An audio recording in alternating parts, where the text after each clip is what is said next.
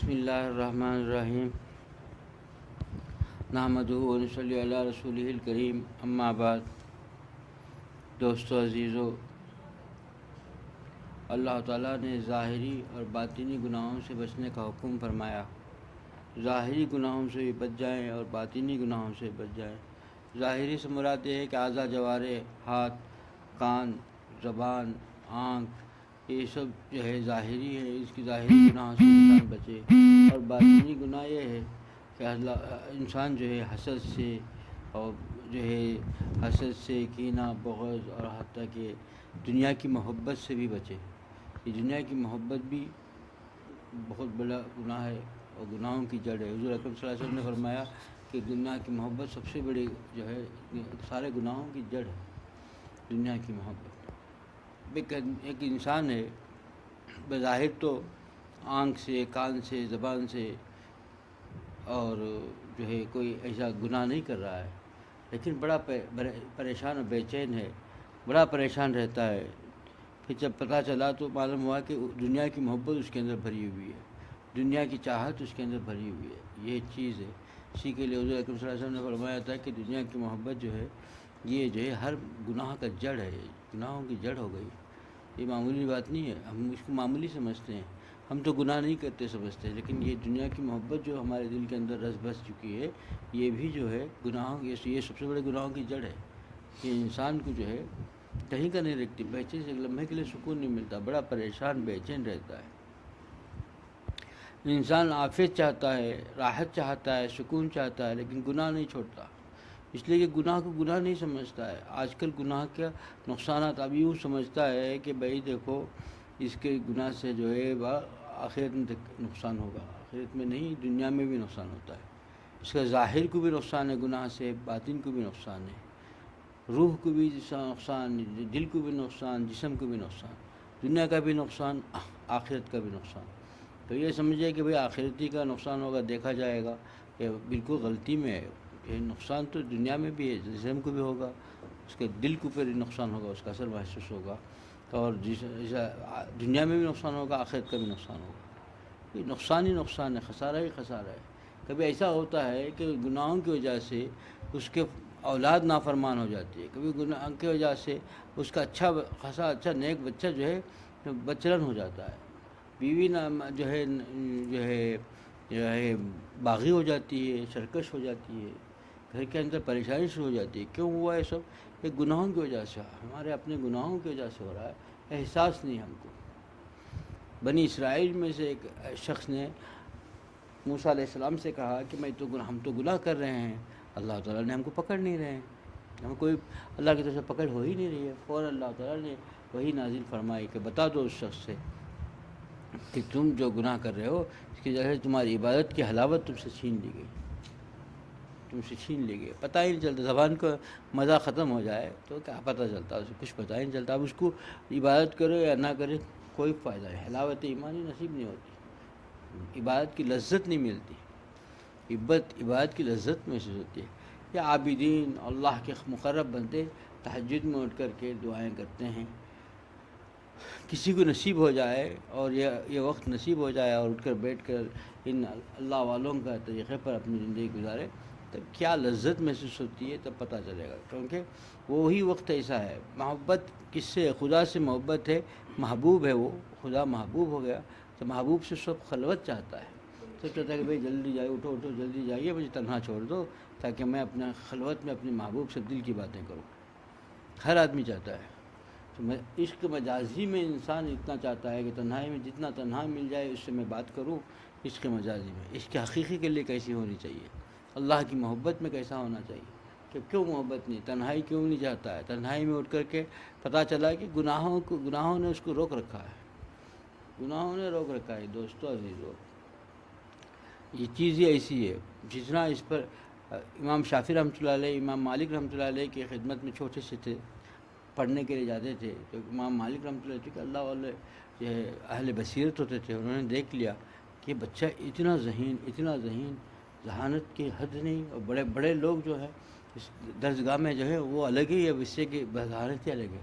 انہوں نے دیکھ لیا کہ ضرور یہ بات کچھ ہے، تو انہوں نے امام شافعی رحمۃ اللہ علیہ نصیحت فرمائی کہ میں تیرے دل کے اندر ایک نور دیکھ رہا ہوں. امام مالک رحمۃ اللہ علیہ نے امام شافعی رحمۃ اللہ سے کہا کہ میں ایک تیرے دل کے اندر ایک نور دیکھتا ہوں, علم کا نور ہے, یہ نور کو تم بچائے رکھنا, کہیں گناہ کر کے اس کو ضائع نہ کر دینا. یہ چھوٹے میں نصیحت فرما دی, پہچان لیا تھا.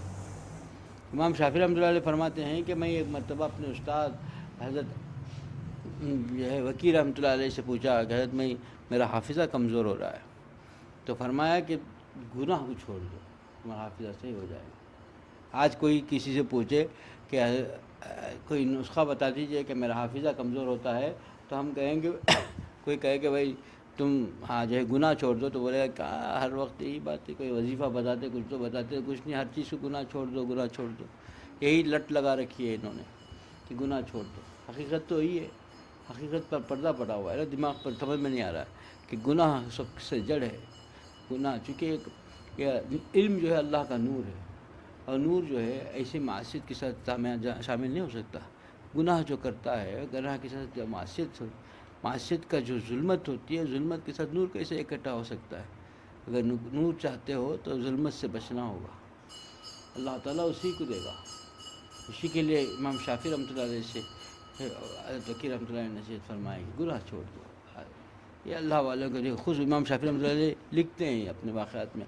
آج اگر کسی سے کہے کہ بھائی تم گناہ چھوڑ دو تمہارا حافظہ صحیح ہو جائے گا, تو گناہوں کو چھوڑنے کی فکر کرو, تو یہ لوگ کہ ہر چیز کو یہی ہے, کوئی وظیفہ بتا دو, کوئی چاہتا ہے کہ وظیفہ پڑھ لے, یہ سب کچھ ہے ہی نہیں. گناہ کو گناہ نہیں سمجھتا. اور دوسری سب سے بڑی بات ہے کہ ابھی سمجھتا ہے کہ جو ہے مرض ہے, اخلاق رذیلہ ہیں, غصے کا مریض ہے, کہتا ہے کہ بھائی میں بہت غصے کا مریض ہوں, غصہ قابو میں نہیں آتا ہے. جھوٹ کہتا ہے, غصہ قابو میں نہیں آتا ہے کہنا جھوٹ ہے. اگر کوئی پہلوان سامنے کھڑے ہو جائے تب غصہ کر کے دیکھو, بتاؤ اس کو غصہ کرو, جب خوب ڈانٹو اس کو, دیکھو اپنا غصہ اتارو, اب کیوں نہیں غصہ آ رہا ہے آپ کو؟ پتہ چلا کہ سامنے والے سے مجھے نقصان ہو جائے گا. تب نقصان کا علم ہو گیا تو غصہ کافر ہو گیا اس کا. غصے والی بات ہے, غصہ آنے والی بات ہے, اس پر غصہ آ سکتا ہے, آنے کی والی بات ہے, لیکن وہاں بھی قبول بڑھ گیا. اور جہاں کمزور نظر آیا, غصہ نہ آنے والی بات بھی ہو, تو پورا ظلم ہنگامہ کر رہا ہے, اپنا غصہ دکھا رہا ہے, بول رہا ہے کہ بھائی میں غصے کا مریض ہوں, غصہ آ جاتا ہے, کیا کروں میں, قابو میں نہیں آتا. یہ سب جھوٹ ہے. اس لیے یہ دھوکہ ہے نفس کا. اس لیے کہ اگر یہ واقعی آتا تو وہاں پہلوان کے سامنے بھی آنا چاہیے نا. یہ تو غصے کا مریض ہے, تو انسان غصے کا مریض ہی ہے, تو پھر پہلوان کے سامنے کیوں نہیں آیا؟ معلوم ہے کہ وہ اٹھا کے پچاڑ دے گا تو بس ہمارا نقصان ہو جائے گا, تو وہاں غصہ اس کا کافر ہو گیا. حق پر رہتے ہوئے بھی غصہ کرنے والی جگہ پہ غصہ نہیں, خاموشی سے چلے گیا. ہم کو علم نہیں, ہم کو گناہوں کا نقصان کا ہم کو جو احساس نہیں ہے. غصے سے نقصان, گناہوں سے نقصان ہوگا اس کا احساس, نقصان کا احساس ہوتا. جیسا وہاں غصہ کرنے سے نقصان کا احساس ہو گیا تو کافر ہو گیا غصہ. یہاں پر اگر گناہوں سے نقصان کا احساس ہو جاتا تو احساس سے گناہ جو ہے, احساس نقصان کا, گناہوں کا نقصان کا احساس جو ہے انسان کو گناہوں سے بچا لے گا. احساس ہی نہیں گناہ کا, وہ سمجھے گا دیکھے جائے گا, وہ آخرت میں ہوگا, گناہ بعد میں دیکھا جائے گا.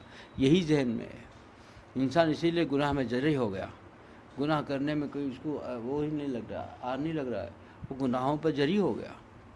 دوست عزیز, و گناہوں سے بچنے کے لیے یہی چیز ہے کہ اپنا جو ہے محاسبہ کرے. اسی کے لیے اللہ نے فرمایا کہ اپنے ظاہر کی بھی جو ہے نگرانی کرو, باطن کی بھی.